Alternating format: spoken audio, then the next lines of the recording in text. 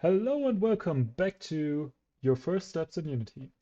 In the first series, we talked about the editor and all the windows inside it, and in this one, we'll be using our very first sprites, create them ourselves, and import them into the Unity editor. After that, we'll create a game object and manipulate them to see what the Unity editor really is capable of. So without further ado, let's jump right in. As I mentioned before, I'll be using the GNU image manipulation program to create those images, but those are very simple sprites, so you don't need any tool actually. You can use it with an online editor as well, which I will demonstrate in a bit. But first, let's start with GIMP.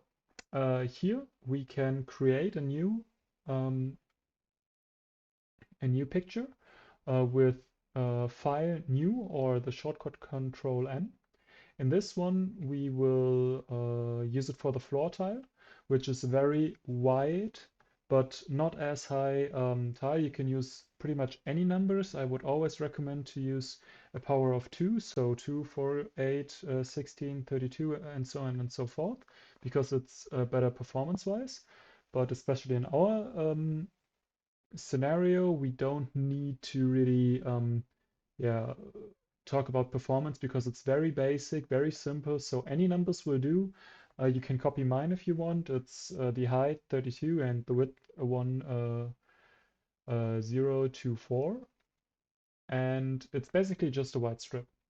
Now, that's all we need to do for the image. We will export it as a PNG or JPEG or whatever you want.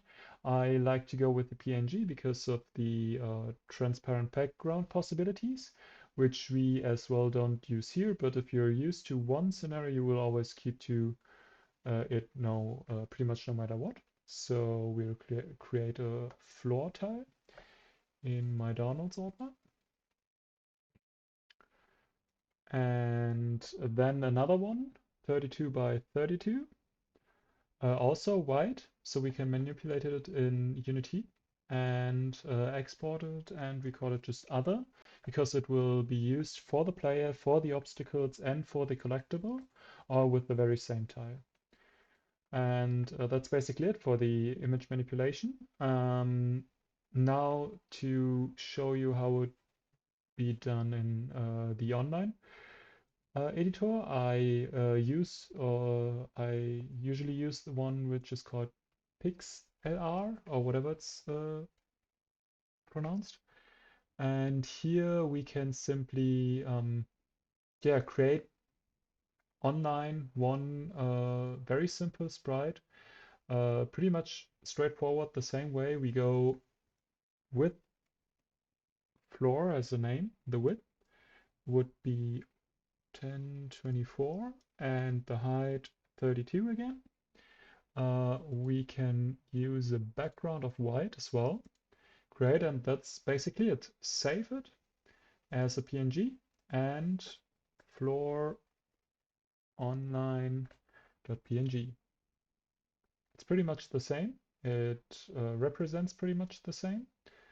And we can use it exactly the same as before. They are pretty much the same size. So to import them, we simply open our project in Unity, and now we can use pretty much drag and drop to get them into our project view. Now notice that it only works in the project view. We can't drag and drop them in the hierarchy or the inspector. So we have to use the project view. And as I mentioned before, I like to keep it a little bit ordered. So I will create a folder with sprites and drag them inside. Just like that. So here we have our three sprites. Floor and Floor Online are exactly the same. So we can just delete one. And now we can work with these sprites. To do that, we can use multiple methods. The easiest one would be to simply drag and drop the sprite from the project folder inside the game or scene view in this case.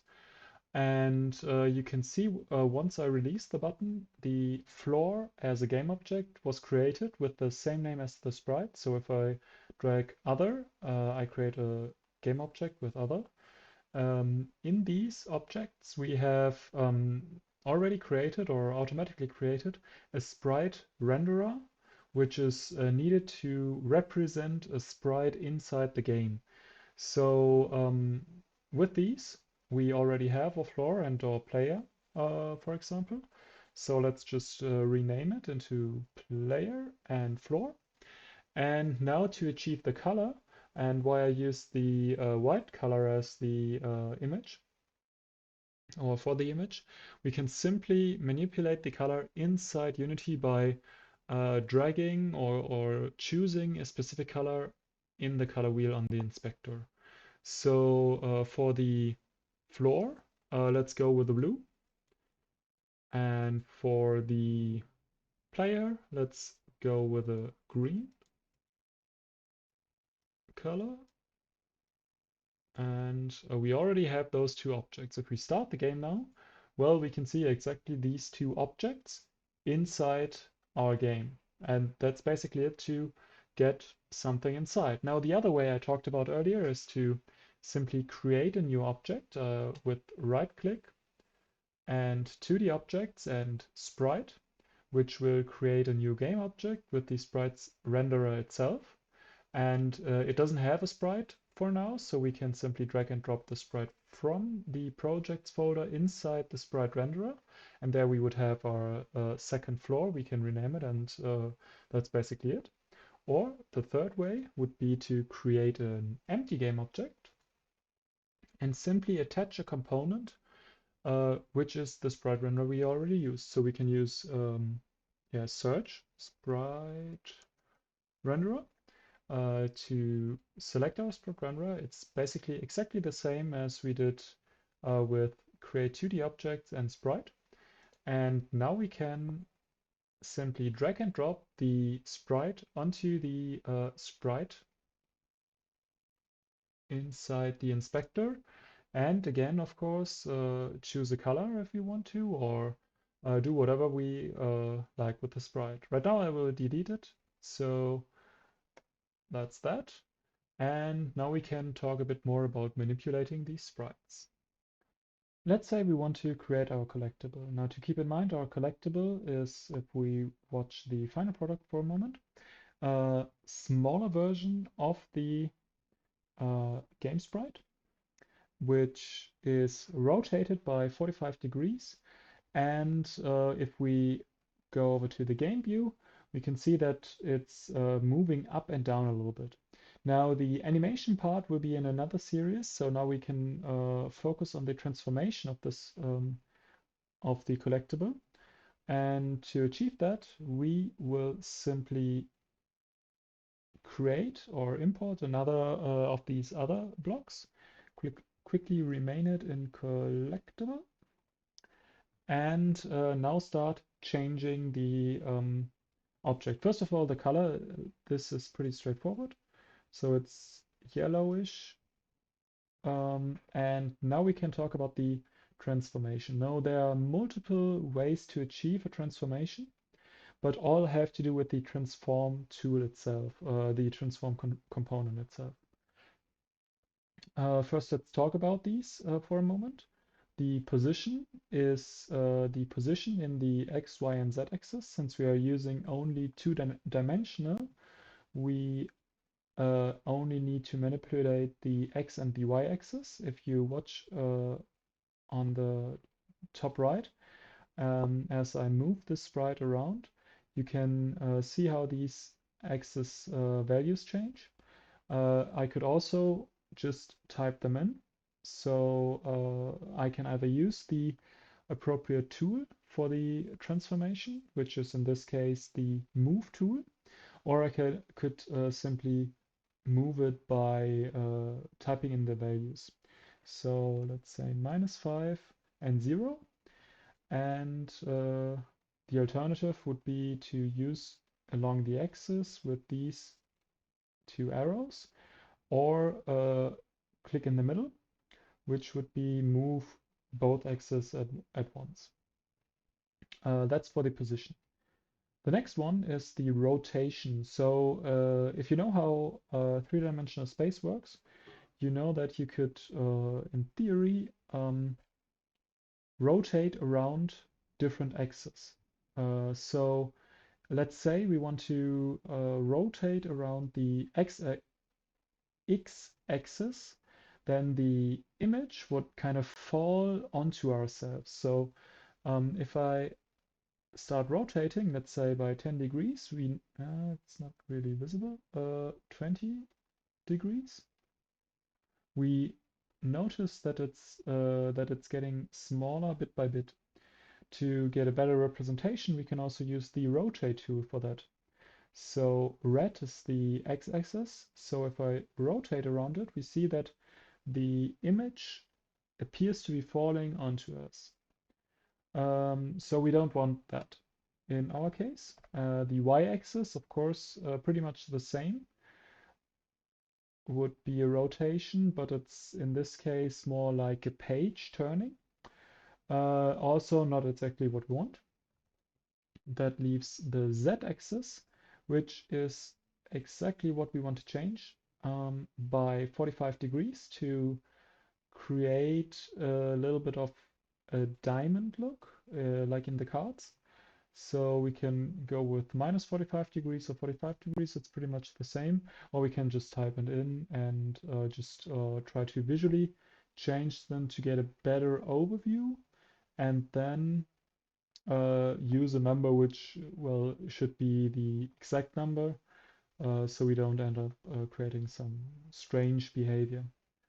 Another way to manipulate these numbers, by the way, is if you click on the letter itself, you can simply use again the movable way of the use your mouse to manipulate the value and get a better view of the values you're using. So again, let's go with 45 degrees. And last but not least, the scale. The scale is basically a representation of a multiply of the original, in this case, image. And if you want to have a bigger image, we can multiply it by 2. So we have more information, or we can multiply it by a half to get a smaller image. And that's exactly what we are going to do.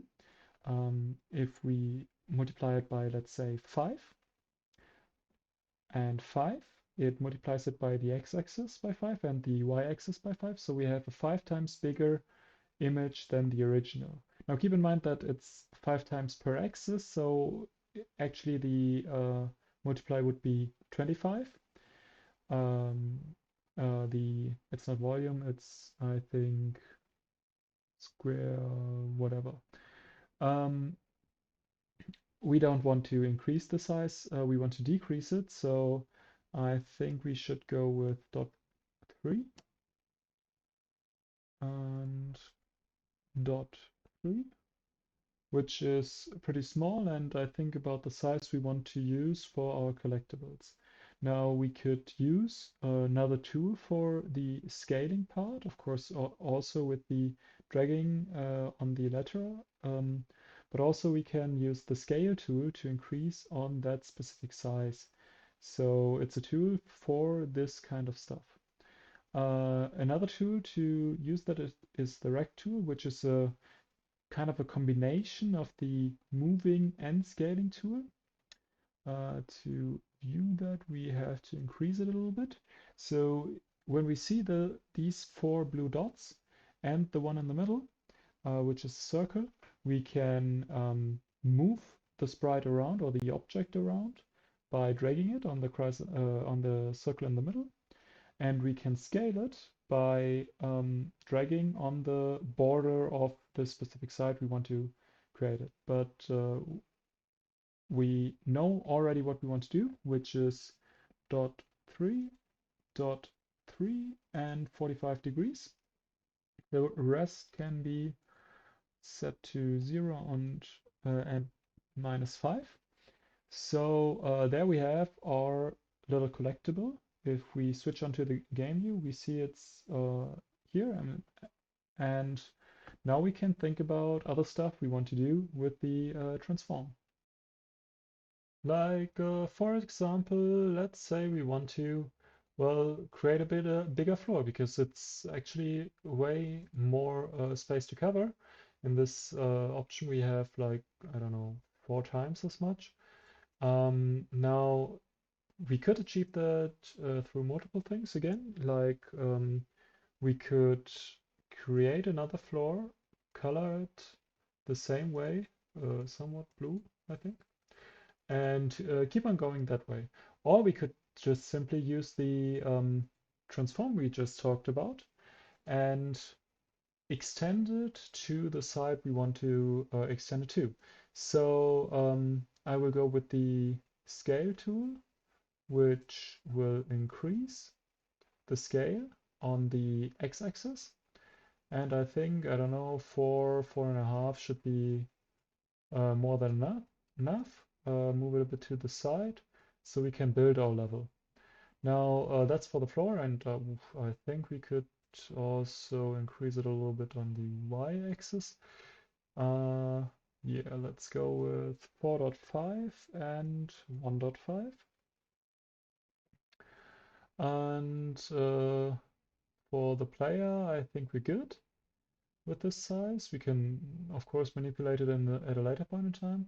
We have our collectible already, and now we need some obstacles. So let's go with an obstacle red, which will be exactly the same size. And we could call it, I don't know, obstacle medium. Obstacle medium. Then if I don't want to do the same stuff over and over again, I can simply in the hierarchy hit the combination Control D to duplicate something. It creates a double, and we have it again. And this one shall be a bit smaller, so small. And we go with, let's say, half the size. And another one in big, again with control duplicate big, which will be, I don't know, let's say 3 times the size. 3 times? Yeah, 3 times. 2 times. It doesn't really matter, so let's go with 3 times. And those are the basic building blocks of our level. Uh, of course, we could already start with the goal and the UI or whatever, but to build our level, to create the things we really want to see, we only use copies of these elements. Actually, only these 3 because it's only one player and it's only one floor. Yeah, that's it for this video. In the next video, we will go through the possibilities to create a duplicate or a prefab, it's called, of a game object so we can reuse it over and over again so that we have multiple obstacles of the big size, multiple collectibles, and whenever we manipulate one, if we want to, we can apply the changes. So if I think, oh, well, I need another color, and I have, let's say, 2 obstacles big, and I only want to change it once, well, I couldn't as easily because it's not copied. But that's what we're going to take a look at in the next video, where we build the level, the basic level, and talk a bit about the uh, possibilities to save a copy of a current game object to reuse it at a later time. Thanks for watching, and see you guys